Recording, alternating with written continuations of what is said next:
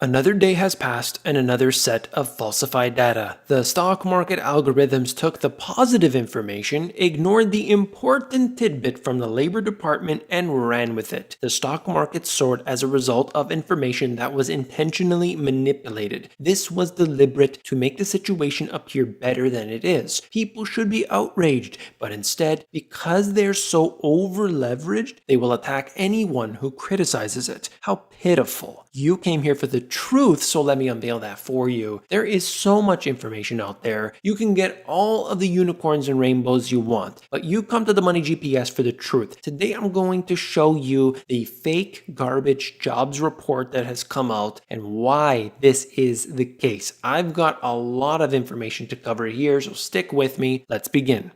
I'm sure you saw it all over the news. It was fantastic. It was wonderful. After the worst month ever, it was one of the best ever. In fact, the largest 1 month increase on record. This is fantastic. Everybody can celebrate because we haven't seen something like this before. However, there's a little bit of fine print that wasn't brought out to most people. I didn't see many covering this topic, so let's dig in.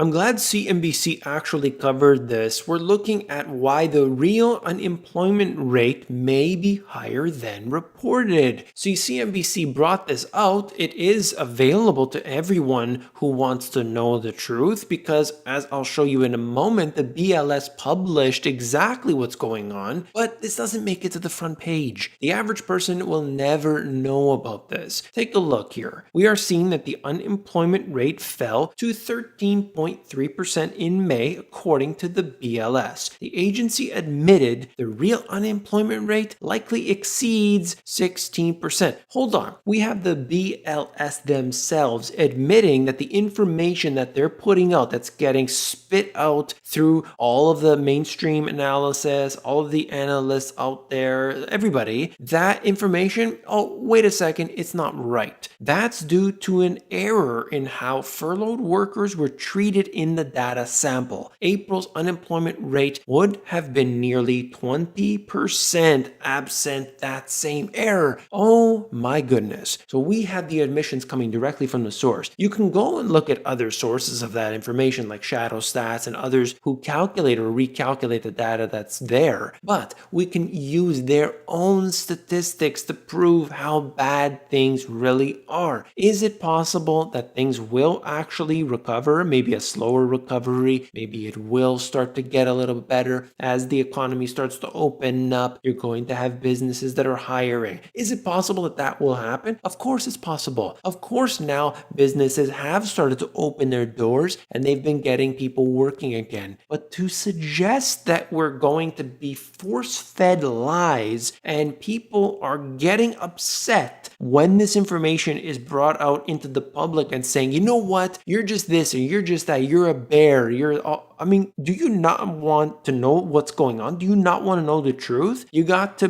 go find the nearest bunch of sand you can and bury your head into it, please.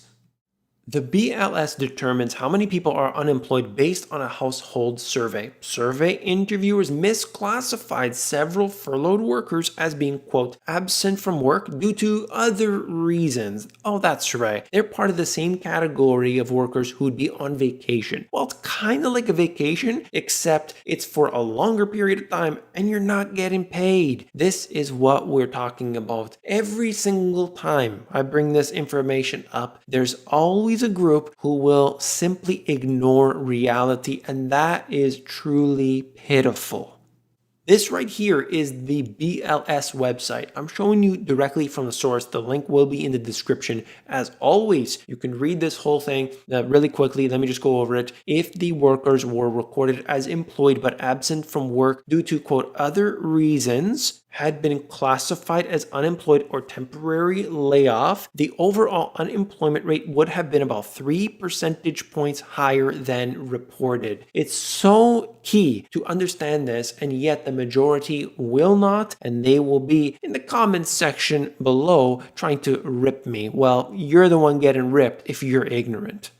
Here you can see the percentage change in employment since the most recent peak, and it has come up based on the manipulated data. You can see where we're at right now. This just shows you that it's not exactly, let's say, positive when you think about it, because this here is so excessive when compared to all of the previous instances. We're looking at 1980, 81, 83, 90s, and so on, all these different things where, by the way, none of them ever being a V-shaped recovery. Ultimately, we have to come up a long way in this case here in order to get back to where we were. This is not a good thing. This just shows you that time and time again, we're being brought information to us that is just either falsified, manipulated, or straight up lies, and the public just swallows it. And they keep repeating that mantra over and over again, well, it somehow becomes the truth. Just wanted to note here, U.S. unemployment rate versus the lowest estimate, biggest beat in history. They had these reports coming out. It was going to be the worst thing ever. This is going to be terrible. And then suddenly it's fantastic. Usually there are variances, but never like this. Dentist office are responsible for 10% of jobs regained last month. Isn't this strange to you that 10% of these jobs are all from dentist office? It's as if they just decided, all right, everybody, all dentists, you're going back to work now. And that really boosted everything back up. This to me is really strange. There are a lot of very unusual things with this data set that are really throwing up a lot of red flags. This is the chart that corresponds to that. You can see dentist office employees, after being terrible, a lot of that was reversed, and it happened in a matter of 1 month. I'm hoping to get some clarification on this in the near future. Of course, I'll bring that to you if I can find anything. Speaking of dentists, this is an article I just wanted to touch on a couple points because this affects so many different businesses. To reopen safely in accordance with the CDC or American Dental Association guidelines, dentists are supposed to use the highest level of PPE available, but dentists confront skyrocketing prices for equipment. Check this out. A survey of dentists conducted by the Massachusetts Dental Association found dentists there estimated it would cost $150,000 to $300,000 to restart their practices after being closed or only open for emergencies. This is big. I mean, we're talking about businesses that do make a lot of money, of course, but that is a significant chunk. We're going to see many small businesses, even though it might be in a profession like dentistry, that are going to be hit very, very hard.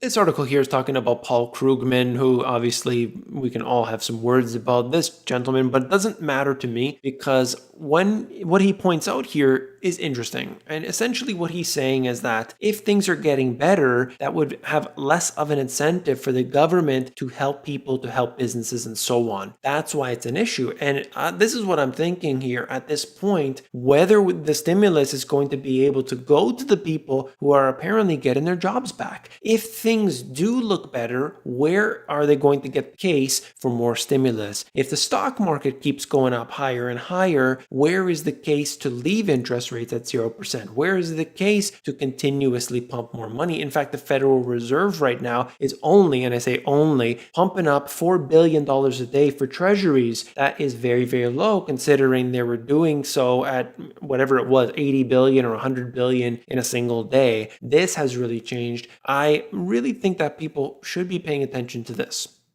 And in a similar turn of events, Canada unexpectedly adds 290,000 jobs on gradual reopening. Could this be some sort of sync between these governments? Are they all going to do this? I'm going to check some of the other places, whether we're looking at Australia, New Zealand, and places in Europe and so on. I want to see, did this month's numbers come through all positive? I'm certainly expecting that we will see these jobs that will come back as the businesses open, as the restaurants open, but not a V shape. We're not going to see a V shape. I'm sorry, that's gone a long time ago, and I keep hearing it. Even today, I was still hearing about this. That is simply impossible, and I think we're past that point anyway, but they keep talking about it as if it's so obvious. V shape with the Amazon stock, absolutely, but when you see what's going on in the economy, we've got some serious headwinds still at this point. Even in wealthy areas, food bank demand is high, and that shows you that people are hurting at the absolute core. This is when you know that you've got a problem that is not going to be fixed by Jerome Powell, the FOMC, and the Federal Reserve all hanging out together deciding, does this business get a loan or does that business get a loan? It's a joke. It's a joke, but this right here, this is real data, real data. One of the most basic food staples of people all over the world is rice, and take a look what has happened with the price. It has skyrocketed as there've been, disruptions and so on in the food supply. This looks like it was at approximately $10 here and has moved up to $20 ever since, doubling in the price in such a short period. We're looking at this over a year, but most of that has actually been in the last few months. This gives you an idea of how it will impact people who are really struggling as it is, and now suddenly food prices are rising on top of that. You want to know where inflation is? It's all over the place, but not in the CPI, not in the core PCE rate, that's for sure.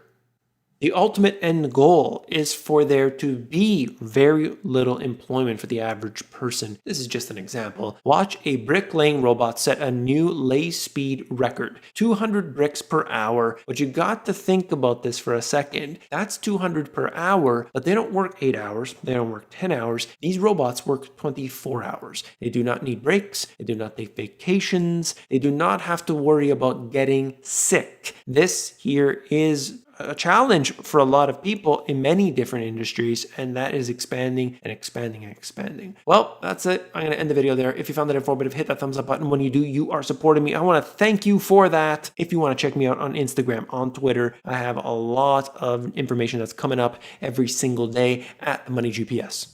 If you want to learn how to sell stuff online, you can do so at the AmazonGPS.com. The financial system is complex, it's convoluted, and it's done so intentionally to keep you from knowing the truth. Well, if you read these two books, you're going to get an amazing handle on all of this, explained to you very, very simply. Check it out, link in description if you want the audiobook, themoneygps.com. Don't go anywhere. Have you seen this video yet? If not, definitely spend a moment, watch it at 2x if you have to. I'll see you there.